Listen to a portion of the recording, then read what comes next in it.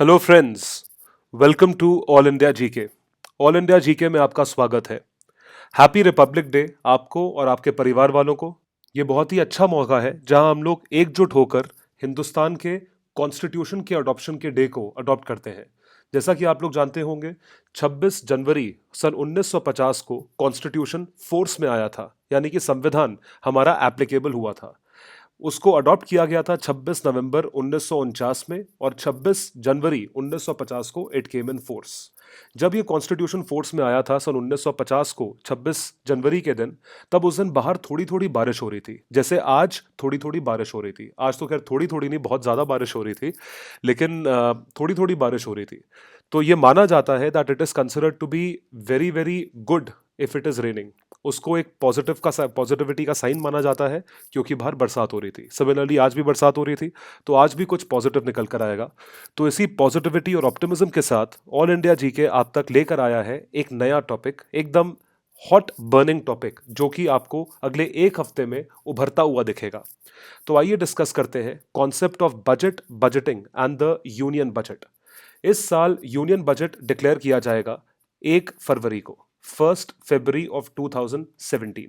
It will be presented on 1 February 2017, जो कि एक ऐसी डेट चूज करी गई है विच इज एब्सोल्युटली डिफरेंट। ये बिल्कुल अलग है, क्योंकि हर बारी बजट प्रेजेंट किया जाता है last working day of February में। आखिरी वर्किंग डे ऑफ फरवरी, यानी कि 28 या 29 या 27 फरवरी के आसपास बजट आता है। लेकिन इस बार हम वो पुराने कॉन्सेप्ट से हट के 1 फरवरी 2017 को बजट डिक्लेयर करेंगे। तो इसके पीछे क्या रीजन जाता है, बजट का कॉन्सेप्ट क्या होता है, what is exactly this budget, ये हम लोग सीखेंगे इस पर्टिकुलर वीडियो में।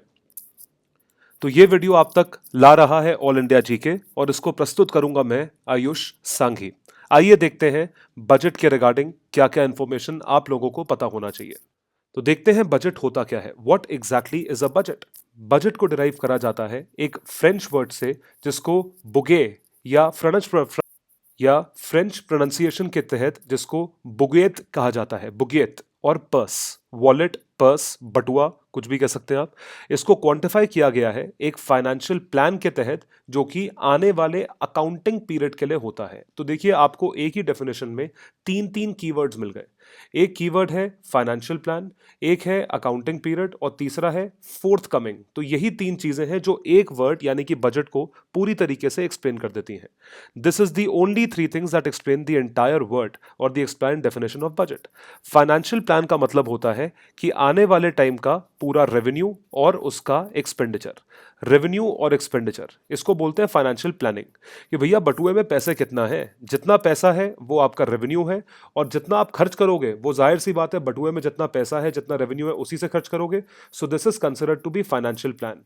किन किन चीजों पे खर्च करना है, कहां कहां से पैसा आएगा, इस पूरी चीज को रिकॉर्ड करा जाता है। तो फाइनेंशियल प्लान का मतलब यह है। दूसरा जो टर्म है अकाउंटिंग पीरियड, उसका मतलब है कि किस पीरियड का, मतलब हम सिर्फ एक दिन का प्लान देखते हैं, यानी कि एक दिन का रेवेन्यू, एक दिन का एक्सपेंडिचर, या हम एक महीने का देखते हैं, या 6 महीने का देखते हैं। नहीं, हम देखते हैं पूरे साल का, full year. We look at it from the point of view of full year. एक पूरे साल का, पूरे साल के अकाउंटिंग पीरियड का हम फाइनेंशियल प्लान देखते हैं। तो ये फाइनेंशियल प्लान का अकाउंटिंग पीरियड रेंज करता है 1 अप्रैल, किसी भी साल का 1 अप्रैल टू 31 मार्च।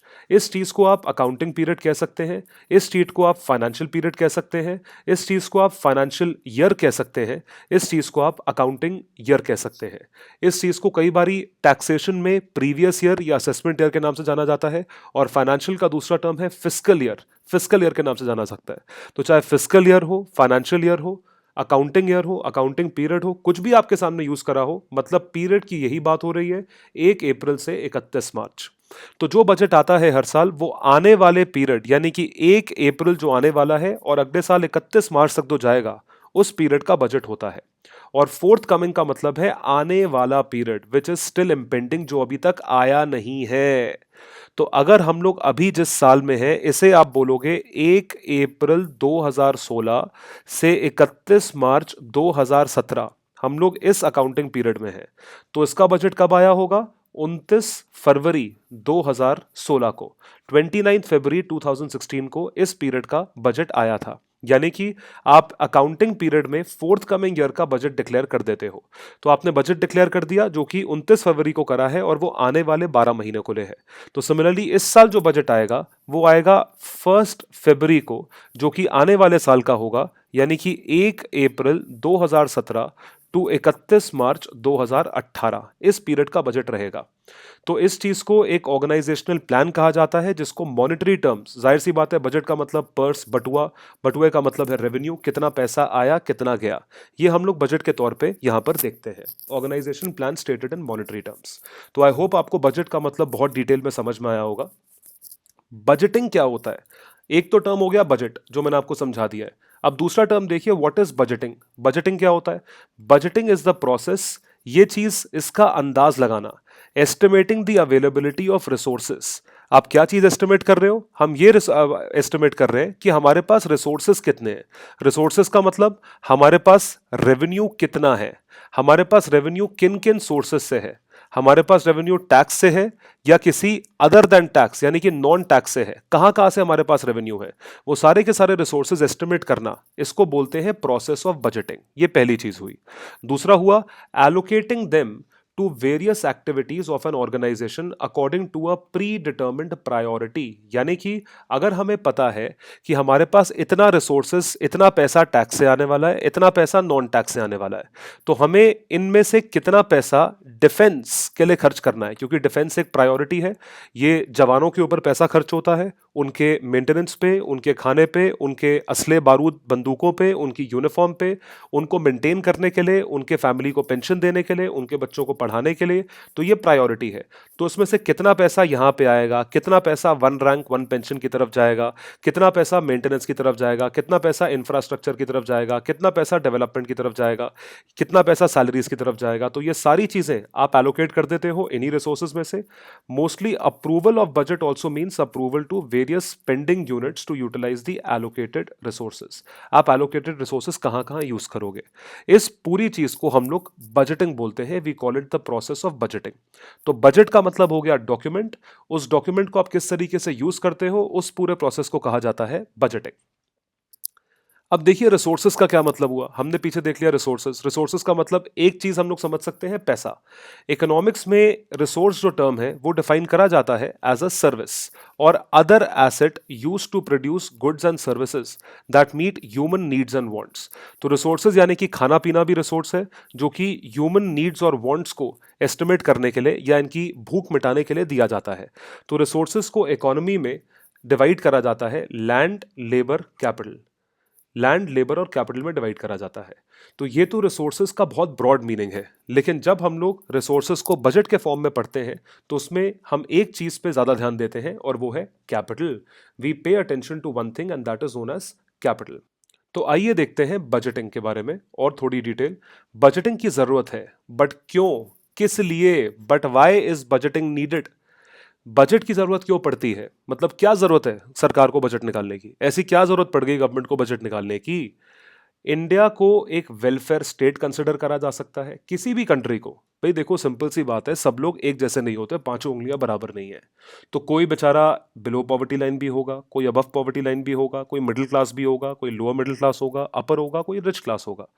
तो जो लोअर मिडिल क्लास है, जो बेचारे खुद अपने आप को, अपने नीड्स को सेटिस्फाई नहीं कर सकते, जो बिलो पॉवर्टी लाइन वाली क्लास है वो अपने आप को सस्टेन नहीं कर सकते, इंफ्रास्ट्रक्चर का ख्याल कोई नहीं रखेगा, तो ये डिफेंस का ख्याल कोई नहीं रखेगा, तो इस बेसिस पे एक स्टेट वेलफेयर स्टेट बन जाता है, जिसका ख्याल गवर्नमेंट को ही रखना पड़ता है। They have come to look after certain things. किस चीज का ध्यान रखा जाता है? लॉ एंड ऑर्डर का। लॉ एंड ऑर्डर को आप मेंटेन करने के लिए क्या करोगे? आप लॉज बनाओगे और आप पुलिस को मेंटेन करोगे। प्रोटेक्टिंग द टेरिटरीज, जो कि हमारी एक्सटर्नल टेरिटरीज हैं, उनको कैसे प्रोटेक्ट करा जाएगा? By the use of armed forces. Armed forces से प्रोटेक्ट करा जाएगा। इम्प्लीमेंटेशन ऑफ प्लान्स, आप प्लान्स किस तरीके से इंप्लीमेंट करोगे? How would you implement plans? हम प्लान्स इस तरीके से इंप्लीमेंट करेंगे, जैसे कि मान लीजिए हमें प्लान इंप्लीमेंट करना है वन रैंक वन पेंशन का या जीएसटी बिल, ये सारे प्लान से ही हमें इंप्लीमेंट करने पड़ते हैं for economic and social betterment. Economic betterment के लिए, सोशल बेटरमेंट के लिए हमें कोई चीज़ इंप्लीमेंट करनी है।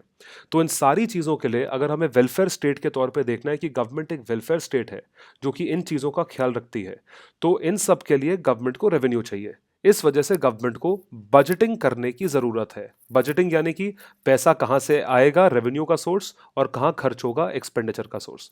ये चीज करना बहुत जरूरी है किसी भी गवर्नमेंट के लिए, एनी गवर्नमेंट। और समझाते हैं आपको, गवर्नमेंट को एडिक्वेट रिसोर्सेज चाहिए जिससे कि वो प्रीवियसली मेंशन्ड फंक्शंस, जैसे कि गवर्नमेंट को ख्याल रखना है, लॉ एंड ऑर्डर मेंटेन करना है, इन सब चीज़ों का ख्याल रखना पड़ता है। तो ये सारे फंड्स कंट्री के रिसोर्सेज यानी कि कंट्री के टैक्स पेयर के पैसों से आते हैं। इन रिसोर्सेज को इकट्ठा करा जाता है बाय वे ऑफ टैक्सेस। हमारे गवर्नमेंट कई तरह के टैक्सेस लेवी करते हैं, डायरेक्ट टैक्सेस और इनडायरेक्ट टैक्सेस। इसके सिवा गवर्नमेंट को अगर लोगों की नीड्स को सेटिस्फाई करना है तो उसके लिए गवर्नमेंट लोन्स भी लेगी, long term loans, short term loans, अलग अलग तरह के लोन्स दिए जाते हैं, अलग अलग इंस्टीट्यूशन से लिए जाते हैं, चाहे वो वर्ल्ड बैंक हो, चाहे वो आईएमएफ हो, चाहे वो कोई भी चीज़ हो। यहाँ से लोन ले सकते हो आप किसी और ब्रिक्स से ले सकते हो, एडीबी से ले सकते हो। तो गवर्नमेंट एक्सपेंडिचर मीट करने के लिए आप कहीं से भी किसी भी इंस्टीट्यूशन से लोन ले सकते हो, या आप जनता से ही लोन ले सकते हो। गवर्नमेंट हमसे भी आके लोन ले सकती है। गवर्नमेंट बोलेगी कि जी हम लोग किसान विकास पत्र लॉन्च करने जा रहे हैं, केवीपी, तो केवीपी लॉन्च करा और हमसे पैसा ले लिया, हमने खरीदा, तो एक तरीके से गवर्नमेंट के ऊपर उधार है, गवर्नमेंट को वो चीज किसी ना किसी दिन चुकानी पड़ेगी, तो वो भी एक लोन होता है। इस वजह से बजटिंग की मेजर रिक्वायरमेंट भी है। नाउ अब क्या चाहता है, कैच का मतलब अब कहानी में आता है ट्विस्ट। तो what is the twist? Government taxes collect करती है, बोरो करती है, यानी कि लोन लेती है, उधार लेती है। इसकी वजह से गवर्नमेंट को ये छूट नहीं मिलती कि वो गवर्नमेंट पैसा वैसे खर्च कर सके जैसे वो चाहती है। Government doesn't get the liberty to spend the way it likes, क्योंकि हर चीज की एक लिमिट है। पैसों की लिमिट है, आपने जो लोन लिया है उसके पैसों की भी लिमिट है, जो टैक्स आपने रेवेन्यू लिया उसकी भी लिमिट है। इस वजह से प्रॉपर बजटिंग की जरूरत पड़ती है। इट अराइजेस टू एलोकेट कि किस चीज पे पैसा किस तरीके से खर्च करना चाहिए। तो गवर्नमेंट अपने पास जो रिसोर्सेज हैं, रिसोर्सेज हमेशा की स्केर्स होते हैं। ये बेसिक एक बहुत ही सिंपल 11वीं कक्षा का कॉन्सेप्ट है कि रिसोर्सेज आर स्केर्स। कुछ भी अनलिमिटेड नहीं है, सब कुछ लिमिटेड है। यानी कि हमारे पास जो सोलर एनर्जी, जो सन से बत्ती आती है, जो सन से रोशनी आती है, वो पूरी की पूरी रोशनी भी हमारे पास लिमिटेड है, वो भी 6 ही घंटे के लिए मिलेगी, 24 घंटे नहीं मिलेगी। तो ये सारे के सारे रिसोर्सेज जो स्केर्स हैं, ये सब गवर्नमेंट की एक्टिविटीज को देखने के काम आते हैं, टू वेरियस गवर्नमेंटल एक्टिविटीज। इस वजह से बजटिंग की रिक्वायरमेंट है। तो इस बजटिंग की रिक्वायरमेंट के तौर पे अगर हमें यह देखना है कि बजटिंग किस तरीके से हमें आगे लेकर चलेगी, तो गवर्नमेंट ने जो भी पैसा रेस करा है, उस पैसों के बेसिस पे गवर्नमेंट किस तरीके से कहां कहां पैसा एलोकेट करेगी, इस चीज के लिए बजटिंग की रिक्वायरमेंट होती है। तो आपने ये देखा है कि बजटिंग की रिक्वायरमेंट क्यों होती है। अब आते हैं यूनियन ऑफ इंडिया के बजट के ऊपर। यूनियन ऑफ इंडिया के बजट की क्या क्या रिक्वायरमेंट है। एनुअल फाइनेंशियल स्टेटमेंट के नाम से बजट को जाना जाता है, या एनुअल फाइनेंशियल स्टेटमेंट एक ऐसा टर्म है जो कि संविधान, कॉन्स्टिट्यूशन में लिखा हुआ है। आपको एक और खुलासा करते हैं आज कि कॉन्स्टिट्यूशन यानी संविधान में बजट नामक टर्म नहीं एग्जिस्ट करती है।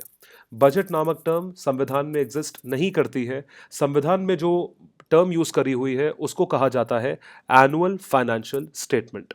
एक पैसों का स्टेटमेंट, लेन देन का स्टेटमेंट जो कि सालाना बेसिस पे आता है, ये प्रिपेयर करना हमारी गवर्नमेंट के लिए अनिवार्य है, इंपॉर्टेंट है।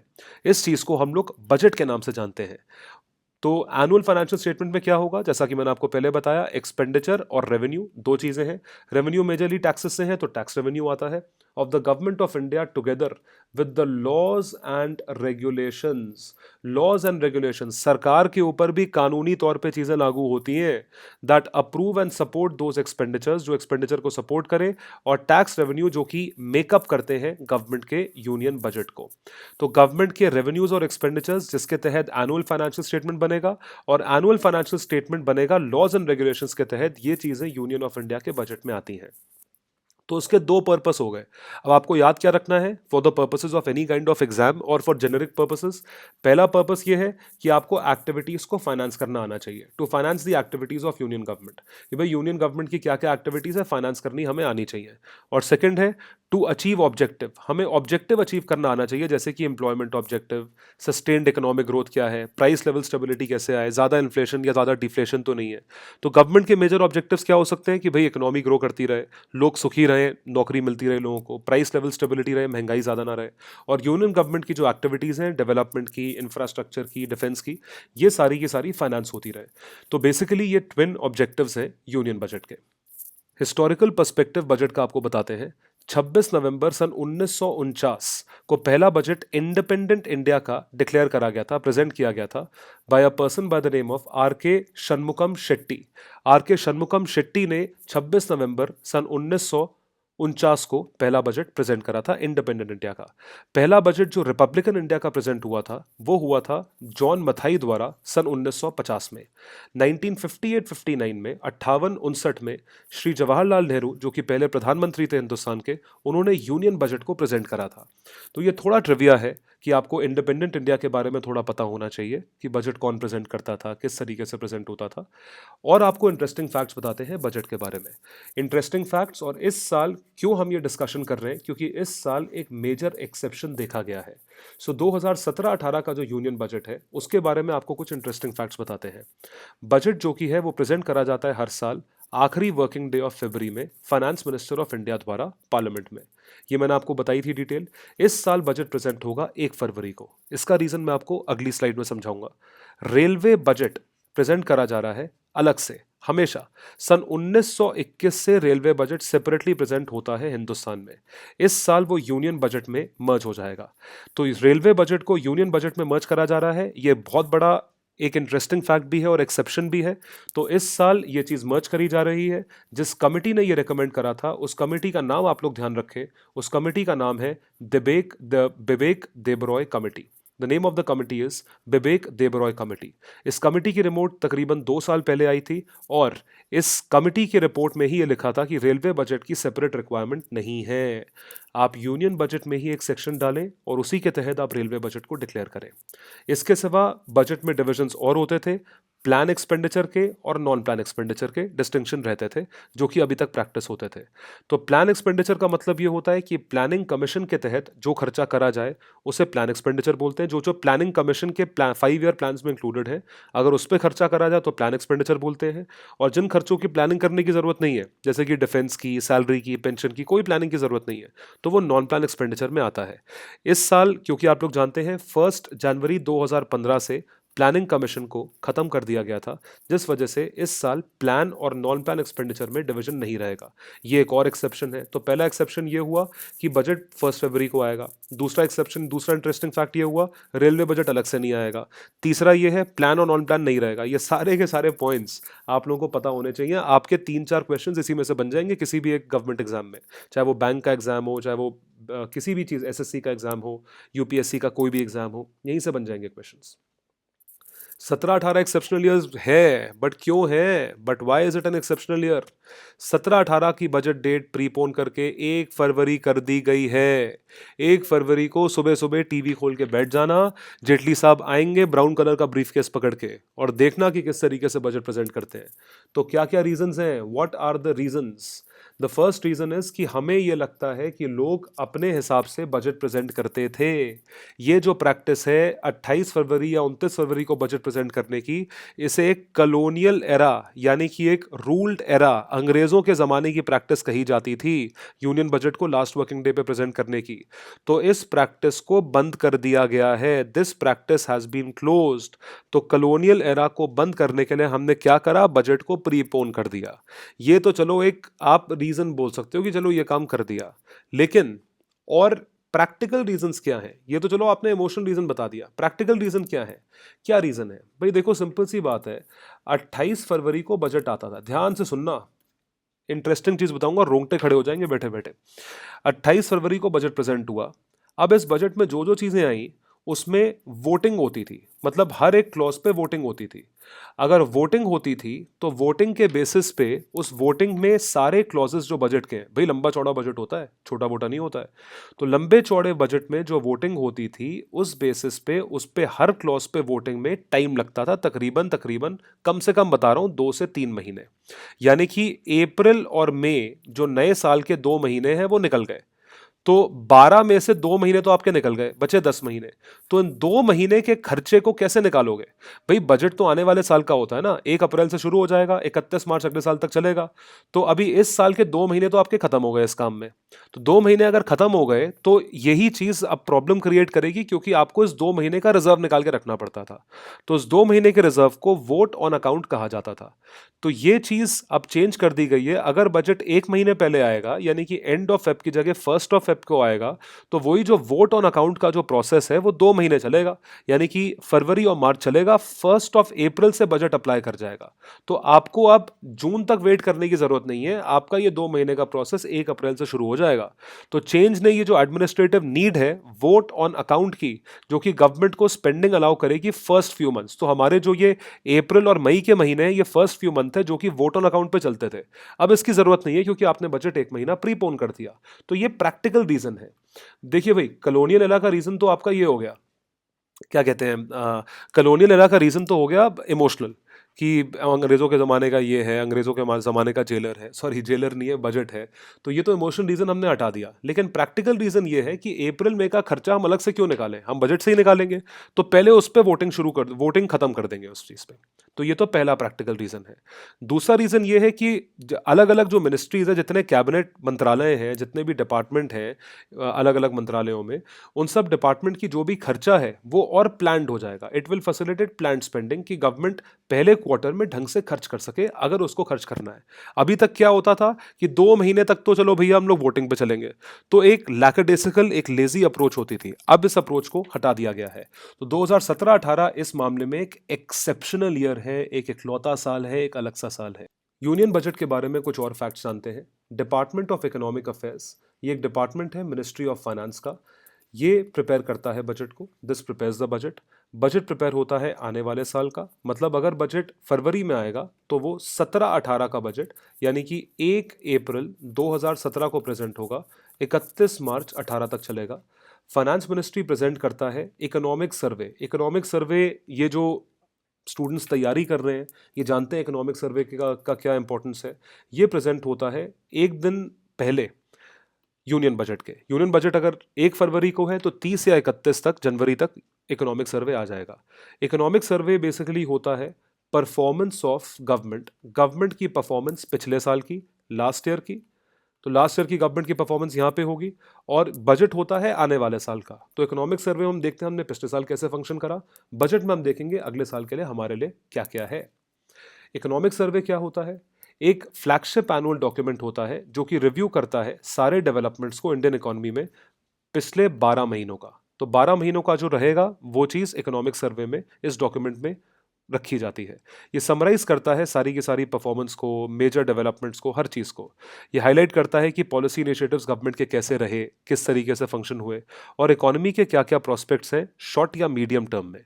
मतलब इस साल छोटे टर्म में, मीडियम टर्म में पिछली परफॉर्मेंस देखते हुए क्या क्या प्रोस्पेक्ट्स हो सकते हैं। ये डॉक्यूमेंट प्रेजेंट करा जाता है फिर पार्लियामेंट में बजट सेशन के एक दिन पहले इट इज प्रेजेंटेड। तो इस डॉक्यूमेंट को ड्राफ्ट करा जाता है same department of economic affairs द्वारा, जो कि इनपुट्स लेता है सीएसओ से, ministry of statistics and programme implementation, central statistical organisation, इनसे इनपुट्स लिया जाता है। तो जो चीफ इकोनॉमिक एडवाइजर है कंट्री के, वो economic adviser government of India के हैं, जो कि इकोनॉमिक सर्वे का प्रेजेंटेशन, उस चीज़ के फैक्ट्स कहाँ से आते हैं, सीएसओ से किस तरीके से डीलिंग होती है, वो ये सब देखते हैं, ओवरसी करते हैं। अरविंद सुब्रमण्यम अभी चीफ इकोनॉमिक एडवाइजर हैं गवर्नमेंट के। तो आप लोग ध्यान रखें, आप तक ये वीडियो ला रहा है ऑल इंडिया जीके। आप ऑल इंडिया जीके चैनल को सब्सक्राइब कर सकते हैं, कमेंट कर सकते हैं, आप शेयर कर सकते हैं, और ये बता सकते हैं कि आपको और किन किन चीज़ों पे वीडियो चाहिए। मुझे बहुत खुशी होती है जब मैं आप तक ऐसी इन्फॉर्मेशन लेकर आता हूँ। So thank you so much for watching genuinely.